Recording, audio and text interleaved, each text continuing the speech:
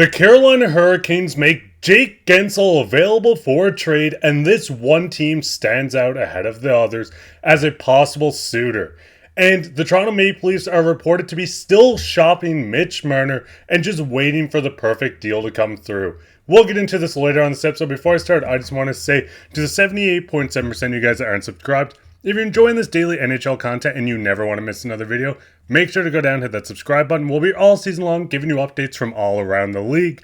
But with that, let's hop straight into the first topic today, which is Hurricanes shopping Jake Guentzel. Now, I'm sure people have seen the reports. It's been all over social media. But on Elliot Freeman's 32 Thoughts podcast, he did say he's available for a mid-round pick. I believe Carolina has let everyone know that if they want to trade for his rights for a chance to sign him, that is a possibility for a mid-pick.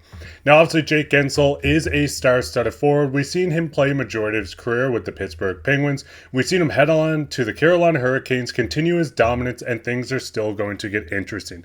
Now, obviously, like I said, he played most of his career with the Pittsburgh Penguins, winning the Stanley Cup. You can also see that Jake Guentzel, at the age of 29, has been a dominant playoff performer.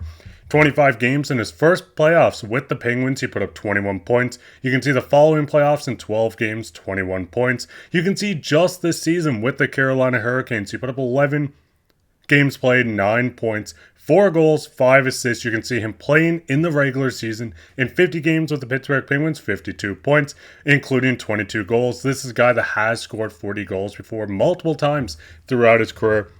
You can see he continued with the Hurricanes just to dominate in the NHL. And the biggest question with Jake Guentzel is who's going to be willing to give up a pick for a guy like this? Now, the first thing to look at is the fact that Jake Guentzel is a UFA. So the team trading for him are trading for his rights. He's coming off his last year of his deal that finished this year with $6 million cap hit. This was signed by Jim Rutherford in Pittsburgh, and this is where things get a little interesting, which I'll touch on in a tiny bit. But obviously, trading for Jake Guentzel, the biggest thing with people trading for his rights, and a lot of people say, hey, you're trading for a free agent, why don't you just wait until July 1st? Now, the thing is, if you trade for this rights, you can sign him to an 8-year deal where no other team can do if they don't hold his rights, and you also get the extra few weeks of talking time with Jake to work things out. Now, obviously, this was a tweet from March 4th, 2024, just around trade deadline of this past season. And it's Pierre LeBrun saying that when the Penguins were trading him, there was a lot of options. A lot of teams were looking to bolster their future. Hearing that there's 6+ legitimate suitors for Jake Guentzel, and Vegas and Vancouver are among them. Obviously, we've seen Vegas go out and pick up a guy like Thomas Hertl instead. So the biggest thing with this, and a big team that I want to link to him, is the Vancouver Canucks. Now, the biggest thing with the Vancouver Canucks, and this is why I wanted to keep the screenshot around, was the fact that Jim Rutherford was the one that signed Jake Guentzel as he was the general manager of the Pittsburgh Penguins when Jake Guentzel was playing there.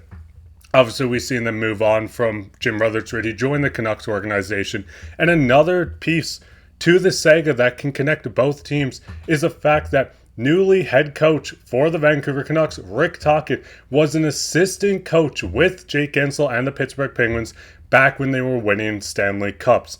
Not only is the head coach connected to a guy like Jake Guentzel, but we also have their president in Jim Rutherford connected. This was a team that went out for bat for multiple players. This is a team that has been connected to Jake Guentzel.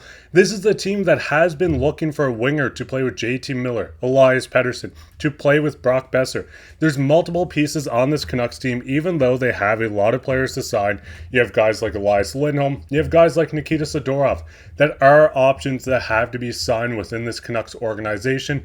The biggest thing with this is too, Nick Kypreos did just kind of react to and put out around trade deadline. The Penguins offered Jake Guentzel an $8.5 million deal, which he did turn down. So the team acquiring a guy like Jake, he will be looking for $9+ million. With the Canucks, if they did do this, they are going to lose a lot of UFAs, a lot of RFAs.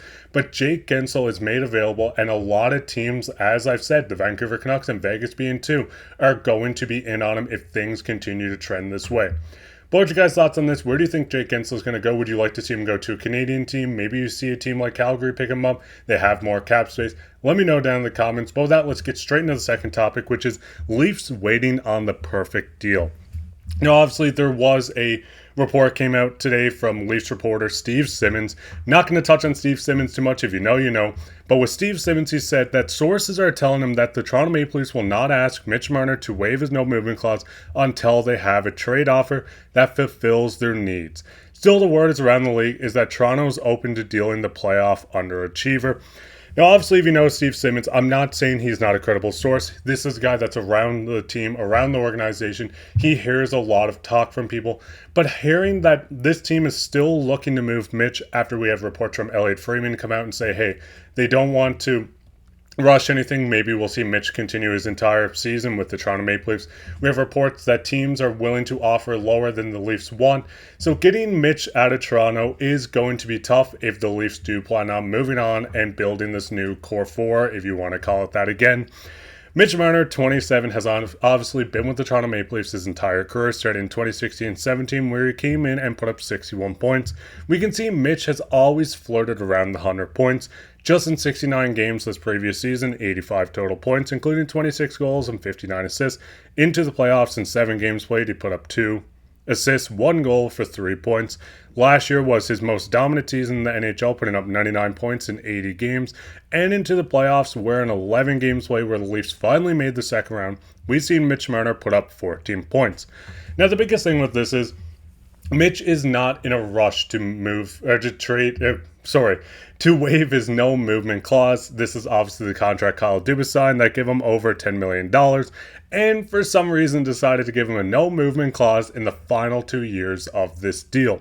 The biggest thing with this is not only moving on from the $10 million, but convincing Mitch and his agent to move on as well. Obviously, Mitch has had dominant years in the Toronto Maple Leafs organization. If he wants a big payday, playing with guys like Auston Matthews, John Tavares, William Nylander are his best case. But we also get a report of just multiple trades that have happened that's in a Mitch style. Obviously, Treliving with the Flames traded Dougie Hamilton, Ferland, and Adam Fox for former top picks in Elias Lindholm and Noah Hannafin. We also seen Pierre-Luc Dubois just 1 year ago get traded to LA for Gabe Vilardi, Alex Afralo, a prospect, and a second-round pick. Both of these kind of benefited the teams. I mean, we've seen a guy like Elias Lindholm move on to be a top 6 center. Top 6 center. We've seen Noah Hannafin move in to be a top 2 defender. We see with the Pierre-Luc Dubois trade, which is not looking like in the favor of the Kings anymore. The Winnipeg Jets picked up 2 top 6 wingers as well, including a prospect and a second round pick. So things are going to get interesting. Obviously, I'm not saying, hey, Mitch is going to be traded. It's going to be hard to move on from $10 million as it is. But with recent reports, with the Leafs looking to get tougher, with Brad Treliving looking to put his name on this team, it's going to get quite interesting. It's just a matter of time before teams really start to call and say, hey, this is what we have. This is the package we want to give you for Mitch. What's your thoughts? And then Treliving and Mitch's camp have to figure this out. But what's your guys' thoughts on Mitch Marner? What's your thoughts on the Leafs still looking to shop him and just waiting for the perfect deal to come in? Let me know down in the comments. But speaking of comments, let's get into everyone's favorite topic, which is comment of the day. The comment of the day comes from Matthew. He says, in my opinion, Edmonton hasn't faced a team like Florida. I think if Bobrovsky is on his game, then Florida takes this in 6. And you know what, Matthew? Last night we seen Bob stand on his head, and I'm not just talking about the pad save he made, but Bob really took this game over. Everyone's cheering for Canada's team. Sorry, I meant the Florida Panthers. But with this series, it's going to be quite good. It's going to be hard to keep Connor McDavid off the score sheet. But if you guys enjoyed this episode and you want to go down and leave a comment, you could be featured as the next comment today, like Matthew was today. While you're down there, leave a like, share this with a friend, subscribe. We'll be all off season in the next season, giving you updates from all around the league. I've been your host, Mark Bye. Catch you on the next one.